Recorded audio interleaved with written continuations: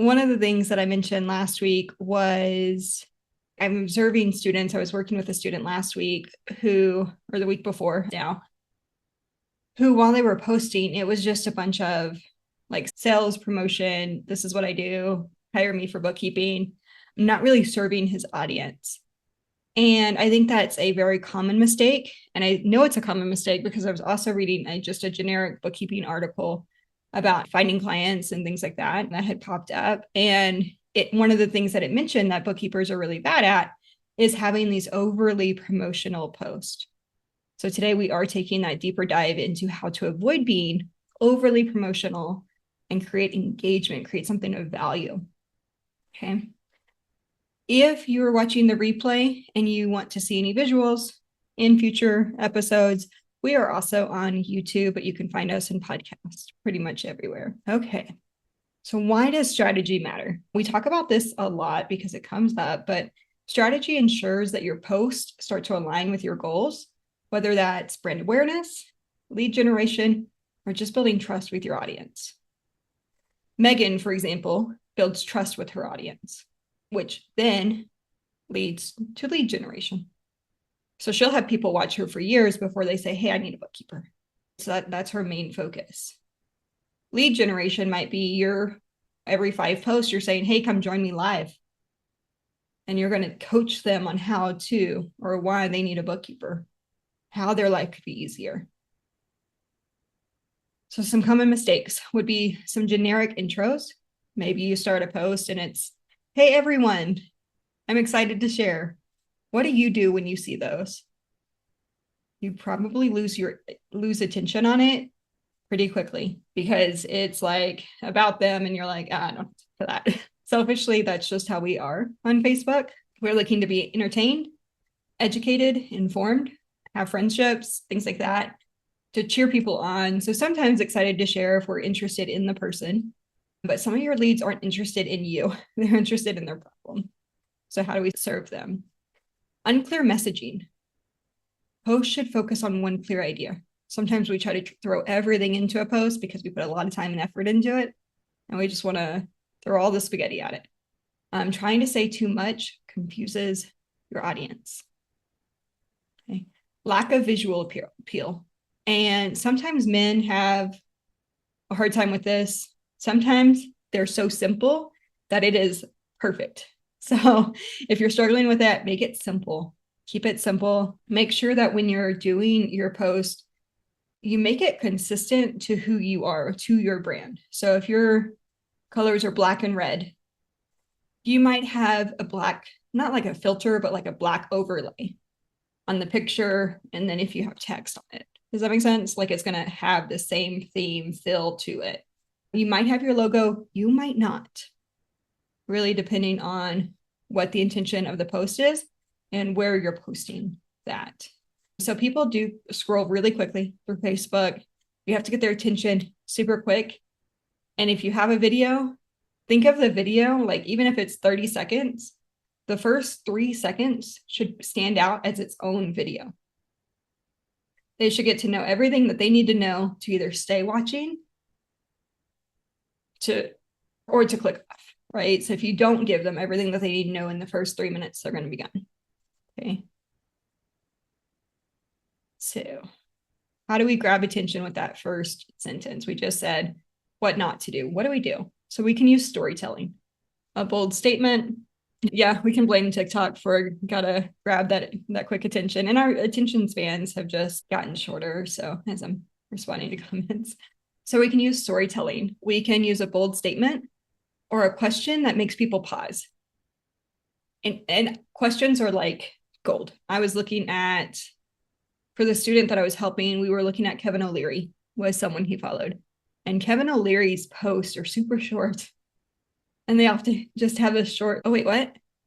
You want to read more, you want to find out the answer to that question. And so a wonderful way to start those posts. So an example would be, I'm excited to announce my new service.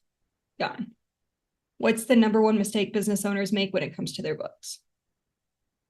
Do you see the difference? So I'm excited to announce my new service. Or what's the number one mistake business owners make when it comes to their books? Okay. I would encourage you to test different hooks, see what resonates.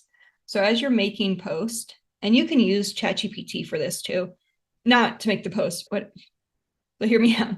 As you're making posts, track how many likes, comments, shares you might have gotten on the post. And then over a month period, take all of those posts and the engagement, put them into ChatGPT and say, this is my goal.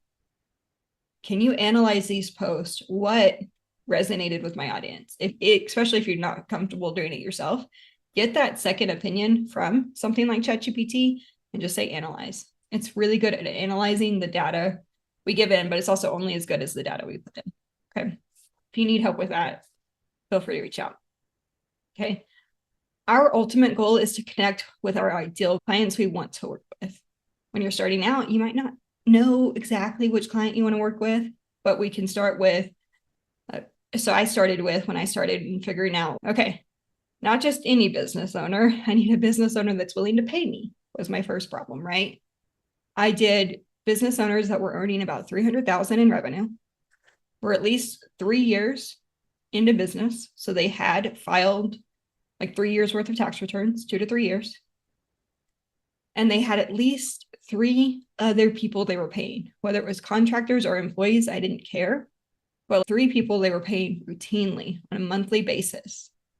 Because what I was finding was the solopreneur that wasn't paying anyone, and I was the first person they were paying, I became their biggest expense. So I did the first one cut. And it was just stressful to that new business owner now paying, sometimes it was $75 a month, but having that bill really can stress business owners out that haven't gotten to that level. But $300, $500, $1,500 a month can really be stressful to clients who don't already have a history of being used to paying people. Okay. We're going to use visuals that stand out. We're going to share stats, such as posts that, so if you want to share a stat and you have a visual, how many business owners fail in the first year without a bookkeeper? How many business owners failed because they didn't have a bookkeeper? So stats like that, or just a good visual. It could be a behind the scenes shot of you. I tell students all the time, and I don't have my phone on me. That's hilarious. But just turn around and say, hey, show your computer, show your stuff. And often what happens, even if you want to go live, quickly, you have QuickBooks up. You're not going to share personal information. If you really need to click on the sample company, share the sample company. But turn around and say, hey, I just saw that this business owner is making this mistake. Watch out for this. This is how you can prevent this mistake, especially if you're doing live.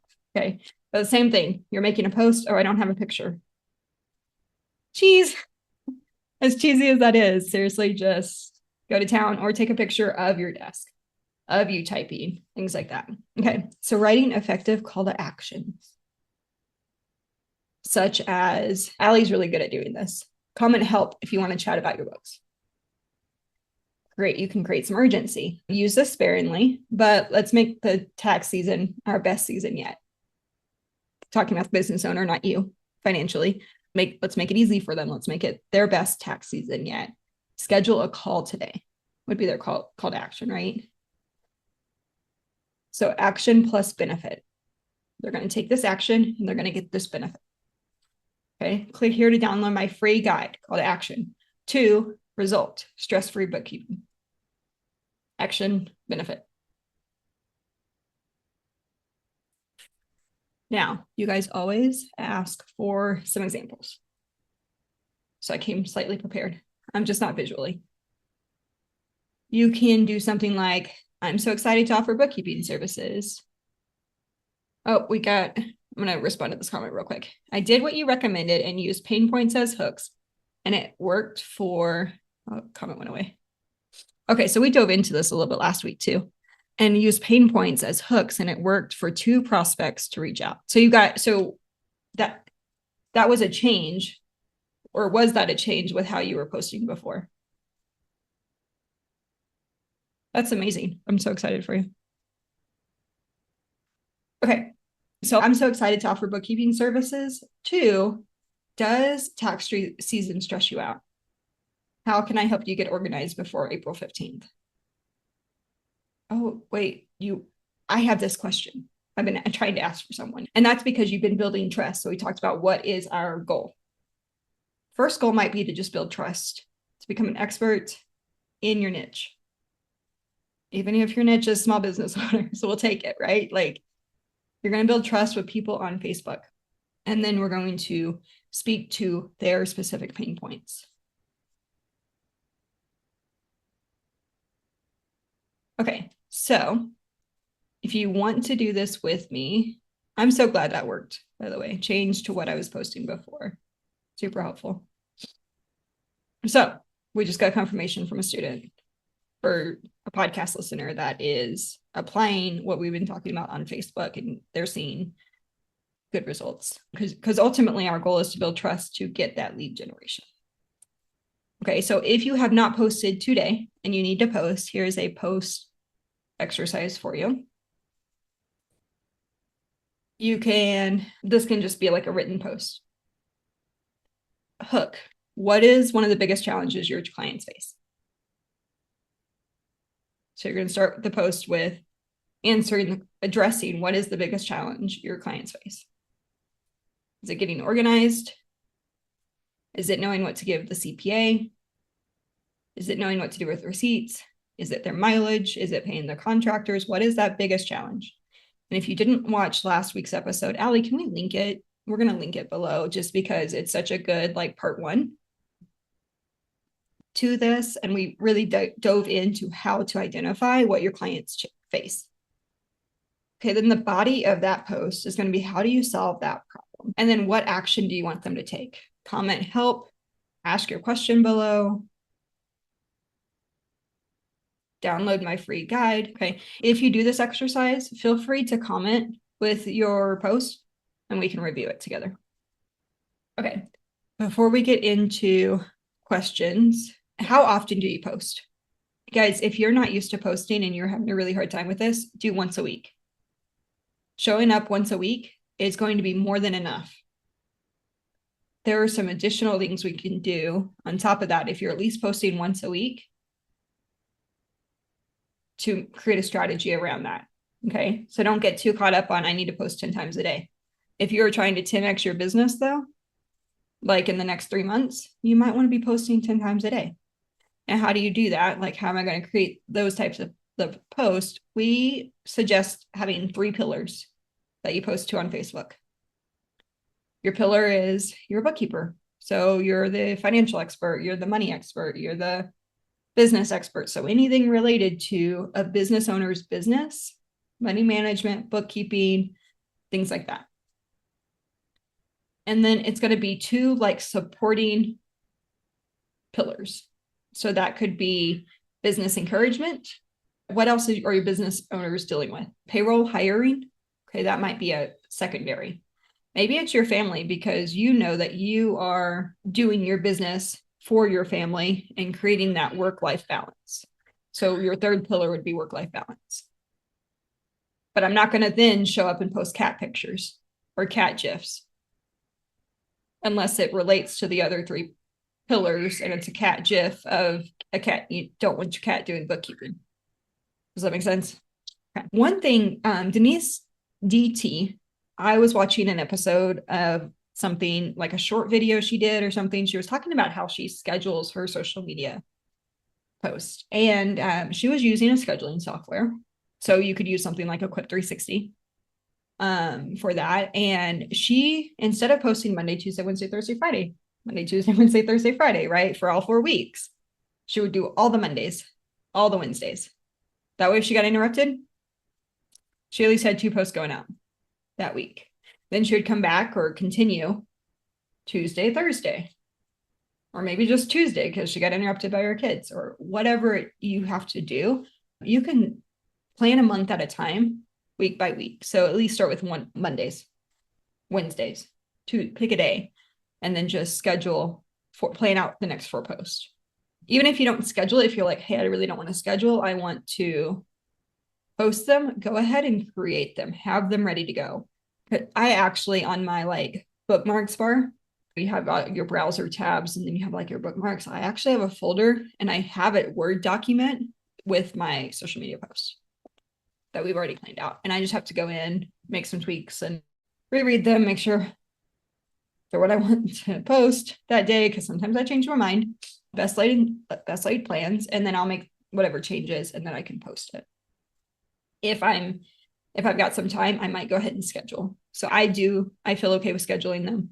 But if I just need to post them, I just post them. If you need more help with your marketing, onboarding clients, getting clients in the door, how do I handle these leads? That is what we help with inside of the Bookkeeper Blueprint. If you would like to talk more about that, how it fits you, all of those things, schedule a call with us. There will be a few spots open during the next couple of weeks for those calls, and we would love to chat with you and just see how it works into your business and if it's the right fit for you. Okay. On that note, we can wrap up early. I hope you guys have a wonderful Christmas, a wonderful holiday. Remember that as you execute your own boundaries, not answering email, setting those out of office reminders, that you're also giving your business owners, your clients, permission.